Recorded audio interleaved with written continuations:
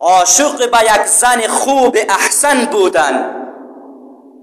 جوان به یک زن عاشق بودن و امین زن به خاطر ضرورت خود در یک قافله سفر کرده بود و امین جوان رد این قافله را گرفته بود و این زنی که با این زنی که دل باخته بود و با این زنی که عاشق بود این را تعقیب می کردن.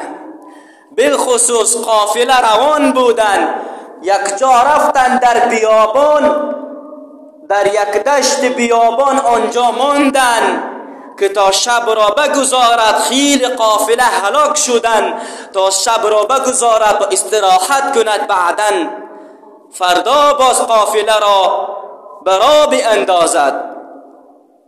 وقتی که این قافله در آن بیابان به استراحت سر گذاشتن، آن جوان متوجه آن زن شدن. آن زن را، آن دختری که عاشق بودن به آن را تعقیب کردند.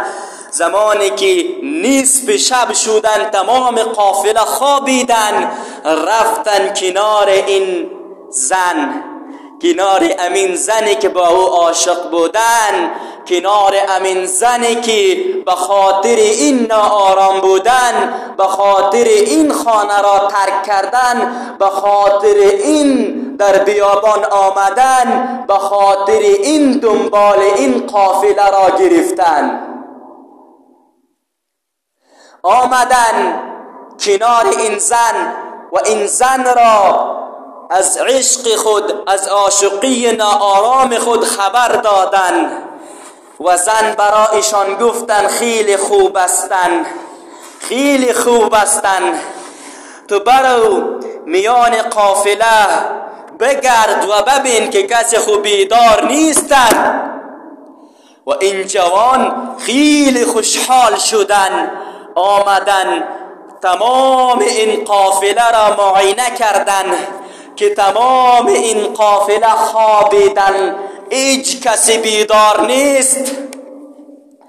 آمدن بر جوان گفت، بر این دختر گفت، به این دختر جوان گفت هیچ کسی بیدار نیست، تمام خوابیدن، تمام خوابیدن. این دختر به جوان گفت تمام خوابید؟ جوان گفت بله ها تمام خوابیدن، هیچ کسی بیدار نیستن. و این دختر به جوان گفت قافله همه خواب هستن، نظر تو چیست؟ الله خواب است یا بیدار؟ الله خواب می شود یا نمی شود؟